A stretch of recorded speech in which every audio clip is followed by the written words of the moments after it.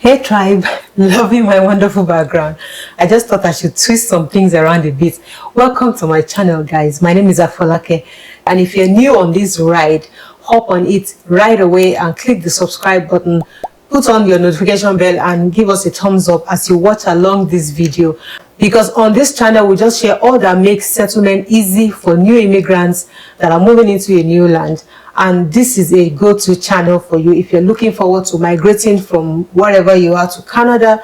But my location currently is in Saskatchewan, so I'm bringing you so much more about what operates here in Saskatchewan, but some things also apply to Canada-wide. So on today's vlog, I'm going to be breaking down what is in our Paystub. Yes, we all understand that the reason why we wake up every day to go to work is to get paid, and that is why it is good to know how we get paid and what the breakdown really is in our Paystub. So if this sounds interesting to you, keep watching, guys, and I'm going to break it down to you shortly.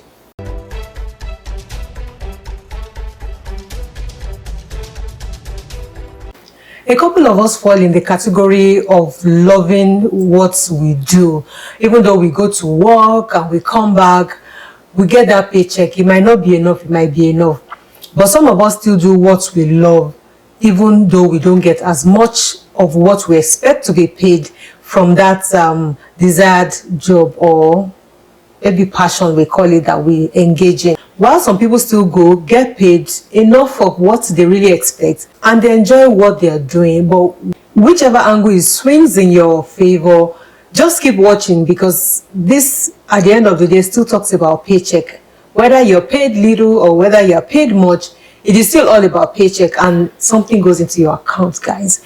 And you want to understand what gets finally paid to you, what goes to the government, what's your deduction, what your gross pay is, how annoying all of this is.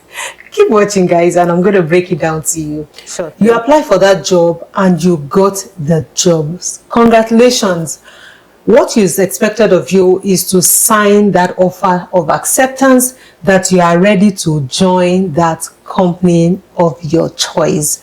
What you should also do is that when you receive that offer letter, you are checking that everything that you've discussed or negotiated during your interview is included in that offer letter. Don't be too excited and sign, because this is also a binding contract between you and the organization. So if you miss anything and you sign, it is binding. Things that you want to look out for should be your bonuses, your compensation, which might be some things that you probably renegotiated for, your total leave, your medicals, your wage. You want to look closely that everything is included in your offer letter. These things also vary from company to company, as not every company pay bonuses, not every company give group insurances. Not every company pay you some compensation or the other. So you want to ensure that as much as they have offered you and whatever you have negotiated within your package is all inclusive in your offer letter. Your wage also needs to be clearly stated in your offer letter, whether you are paid per hour or you are paid per annum, because these are typically the ways in which you get paid here in Canada. You want to ensure that this is clearly stated in your offer letter. And of course, when you get this gross that is included in your offer letter, just remember that this is gross. It is not the net that gets paid into your bank account at the end of your pay cycle, because deductions are going to hit that value definitely. I recently did a video about untold truths about Canada, whereby I spoke at length about things that people hardly talk about, and one of which is taxes or deductibles that hit our paycheck. So I'm going to link it up here. Go watch it and learn a thing or two and come back to this video. Also to note is that salaries here in Canada are paid differently. Some companies pay you bi-weekly, which is every 2 weeks on the same day. Some also pay you every 15 days, which is you getting your paycheck 2 times in a month. It's still 2 times in a month, but the way it's paid is different. Whether you're receiving it every 2 weeks or you're receiving it every 15th. For the 15th, it is a cycle, because it is every 15 days, which can fall on different days within the month. But for the bi-weekly option, you are paid exactly the same day every 2 weeks. And also for this 2 weekly option, it falls on a Thursday or on a Friday for some companies. And like I said, for the 15-day cycle, it could fall on any day on a 15-day period. And if you look at it on an annual basis, if you're paid bi-weekly, you're receiving about 26 paychecks in a year. And if you're being paid on a 15-day cycle, you're receiving about 24 paychecks in a year. It doesn't mean that one is earning more than the other if it's an annual pay. It just means that the lower paycheck period is receiving a better bump in each paycheck. And for any of these options, if your pay day falls on a statutory holiday, the employer is obliged by law to pay you before the statutory holiday. So you're getting your paycheck earlier than regular. So it's important for you to understand how this is done in your own personal organization, so you know how to plan your expenditure accordingly. On the lighter note, guys, Canada employers do not owe you or delay your salaries. It is not acceptable. So here in Canada, unlike some other countries whereby employers will feel we've not made money, so we are not going to be paying you yet, or we are delaying till the beginning of another month if they actually pay every month. Here in Canada, it doesn't work like that. Everyone who has worked and entitled to get a paycheck here in Canada gets it as at when due. Whatever period it falls into, you are going to be paid by your employer because you have worked. So for any reason, if your employer is holding back your paycheck and is not paying you, the Employment Standards Branch will take other actions to collect the amount that they're owing you. So know this, because this is your right as an employee in an organization. So an employer cannot owe you. But I know that some people are illegitimately working. So if you are here in Canada and you are not legitimately entitled to work and you are working, your employer can cheat you by delaying or not even paying you, because guys, you can't shout. You are not allowed to shout, or else you might be deported. So you can't shout. That is why you must legitimately be eligible to work in Canada. Another interesting thing is that when you end your employment with an organization and they still owe you vacation pay, they are entitled by law to pay you this amount within 30 days of your disengagement. So if they are owing you money, they will pay you. They will pay you. They have to pay you. They cannot owe your money or hold back your money if you're entitled to work with them. So if you have vacations scheduled in the year and you have not used them all up and you disengage from this employer, they will be paying you that in dollars when you exit employment with them. That said, I would encourage you all to read the Canadian Law Code to know your rights as an employee. This will also help you so much, especially in a society like this, where there's always the sue people or you sue people. You know your rights, so you know when to sue and be sued. Now that you're ready to start your employment with this new organization, you will be receiving an onboarding form, whereby you need to complete this form before your first day at work. Guys, when you are onboarding in a new organization, there's so many things that happen. They need to set you up on their portal. They need to set you up on whatever software that they're using. They need to set your computer up. They need to do so many things behind the scenes. So don't take it for levity that when I join, maybe I will start. No, so many things need to be done, which we'll also discuss shortly. And that's why you must fill that onboarding form. These onboarding forms consist of your personal information and then your personal tax details, whereby you need to fill them correctly, as the right deductions has to be made for provincial and federal taxes. Your social insurance number, which we call SIN, is also important for you to fill correctly on your onboarding form, as it helps with your tax deductions and record of employment that will be sent to Service Canada for one purpose, which I will mention earlier. So all of these things are in sync and needs to be filled correctly. Your bank information will also be required at this point because you want to be paid, right? You need to fill this bank information correctly so that your employer will be able to deposit your paycheck when the time is right. Please avoid errors when you're filling these forms because you don't want to fall into a situation whereby some other people get paid at the due date and you don't because you have some things wrongly filled. This is important, otherwise you'll be waiting till the next payday before you get your paycheck if you eventually correct those errors. Also, talking about your banking information, you require to submit your void check. It's found on your online banking, or you can also submit your direct deposit form for your employer. And all of these things I'm going to be flashing on the screen so that you know exactly what they look like. For your void check, it will consist of your bank information, your bank account number, your routing number, and your transit number in Canada. And your direct deposit form consists of details of your banking information so that your employer can deposit your paycheck correctly into your bank account. As payday approaches from your company portal, you should be able to view your pay stub. And this you can see about a day or two before the actual pay drops into your account. And from this portal, you can also view previous pay stubs from when you started your employment with the company. And this pay stub consists of what you're going to be paid, your deductions, your gross. I'm still going to break it down shortly. So these are the things that you will find in your pay stub when you get paid. For some other companies, you will be required before you join the company to sign a code of conduct and ethics form or declaration form, as they call it.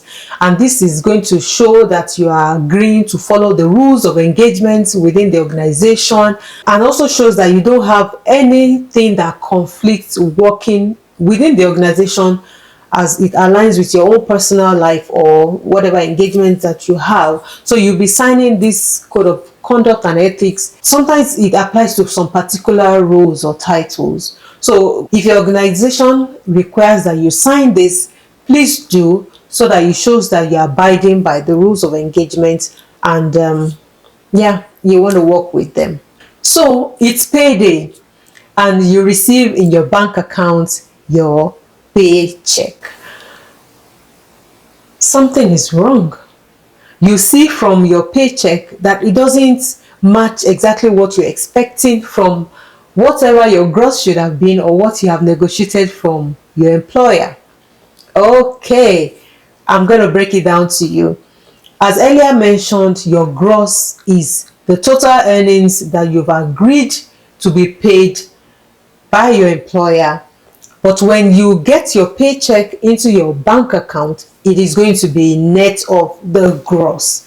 And the difference in the net and the gross will be deductions at various levels. Employers are obliged by law to deduct all these deductions and remit on your behalf to the appropriate quarters. So if it's your personal taxes, if it's your employment insurance, if it's your pension plan, all of these things will be deducted by your employer and remitted accordingly. However, if you work with an organization as a contractor, a consultant, or you're even self-employed, then the onus lies on you to remit your taxes personally. Sometimes some hiring companies make some deductions from contractors' pay, but generally contractors can remit their own deductions personally, whether they are personal taxes or their employment insurance. You can do that yourself because the hiring company will be paying you gross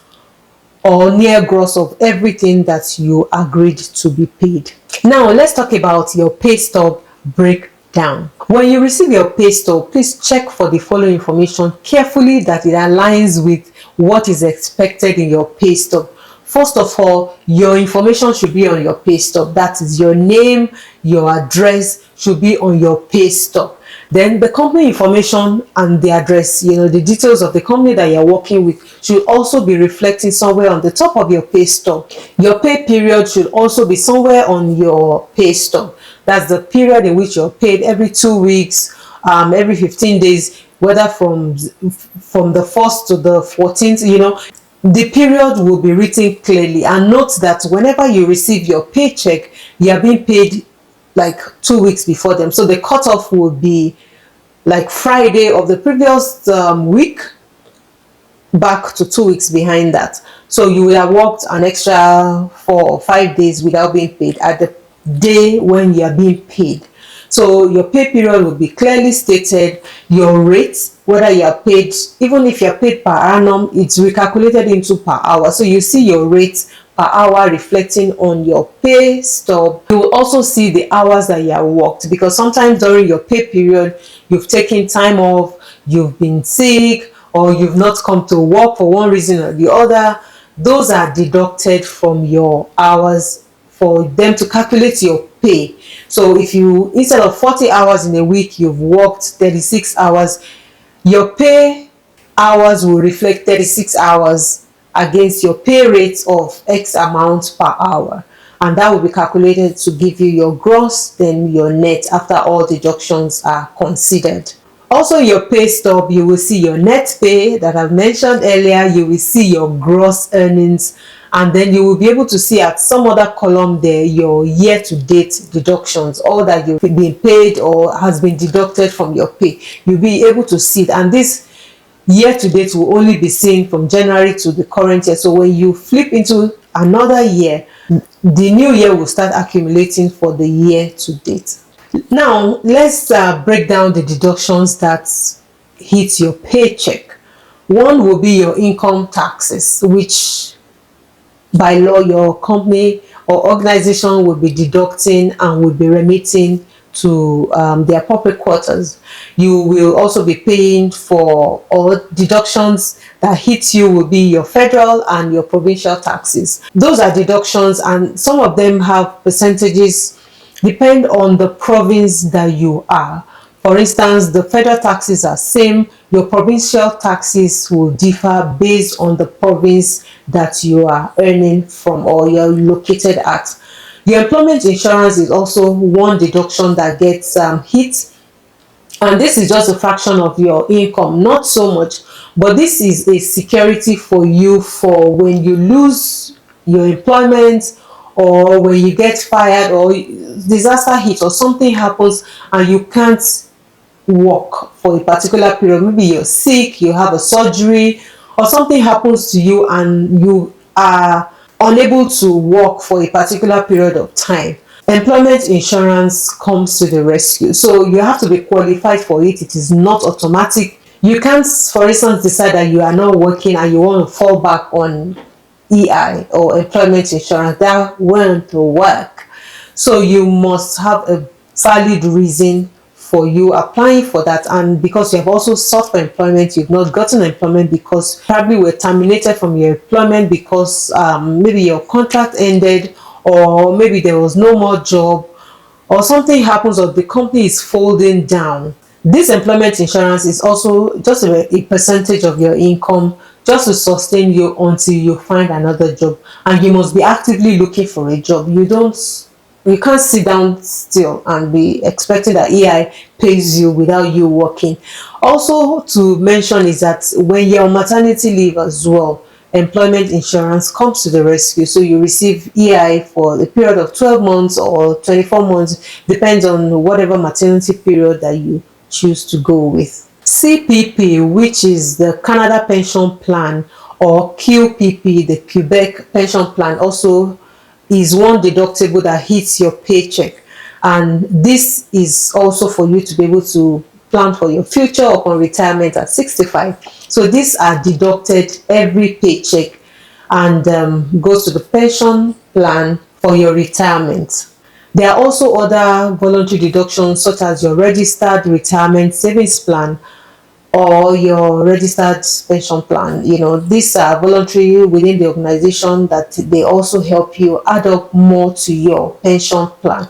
So your employer deducts a particular percentage from your own paycheck and they match it up with another percentage. So this helps you also accumulate more for retirement. Some other voluntary ones could be meals, could be parking. Like, honestly, in Canada, parking is a problem, and you find yourself, especially in downtown, major downtown in major provinces in Canada, there is really no parking. You have to pay to park.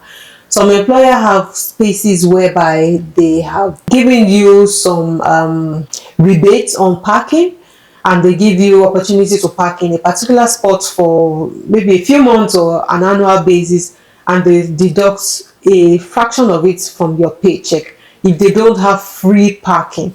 So you'll be paying for this from your paycheck. It will be deducted on each paycheck. And meals can be also one voluntary option, whether they provide meals for you or you sign up for meals to be deducted. You will be having opportunity to enjoy maybe lunch during the time that you work. Social club and professional designation fees are also one deduction that can hit your paycheck. Group insurance is also another. So you can imagine, when all these things hit your paycheck, then you are left with very little to take home as your take home. In this video where I recommended that you watch, where I spoke about the truth that Canadians don't really talk about, they say less and less about, I spoke about taxes as well, whereby I mentioned that all these deductions, when they hit your account, it is so much, and eventually the pay that you take home is not enough to take you home. And as much as you earn, you pay more, because all of this is a fraction of how much you earn, and the deductions hit you hard, that you feel, oh, am I working for free, or have I worked for free? So you want to take a look at that video and understand exactly in details what I talked about there as it applies to taxes and all of these deductions. Sometimes you feel you earn so much, yet little gets paid into your account. These are where the deductions go. But I want to also mention that all of these deductions that I've mentioned does not apply to a single company. Some, not all companies, I must say, have all these deductions in a particular employee's pay check. So don't be alarmed. Some you can actually voluntarily accept that you want maybe social clubs, for instance, or you want parking. If you don't want parking, you can be taking the buses. So all of these are not exhaustive in a sense in a particular employee's pay check. So if your company does not offer these voluntary services, then you probably don't have to pay for it. And if they do, sorry about that. At least you get to enjoy the benefits, even though they deduct it from you. So after learning how your paycheck is deducted, or the total breakdown, you need to know how to file your taxes, because we're in February and we're in the tax season. Taxes are going to be filed very shortly, and I'll also be linking here where I talked about how to file your tax. I've talked about that video in the past video, so I'm going to link it up here for you to review and know exactly what to do. It is important for you to file your taxes, and whether you are employed or not, as long as you are 18 years and above, you have the right to file your taxes. So information is key. You need to understand what to do, how to go about it, who to use, whether you can do it alone. All of these are in that video, so you want to check it out. And if you have any questions or clarification, please comment below. I'll be hitting my comment section shortly, and I'll be responding to you as fast as I can. If any one of you is still confused about your paycheck, from your gross to your net income, please head over to your human resource department and ask them a few questions. They will also be able to break this down to you. Yes, if you're new to Canada, you get confused. So they will be able to inform you better what some deductions are meant for, or why they make these deductions in your paycheck. If this has been helpful to you, do share this video to those that will need it the most. And I want to say thank you once again for watching, and I will be able to see you again in my next video. Bye for now.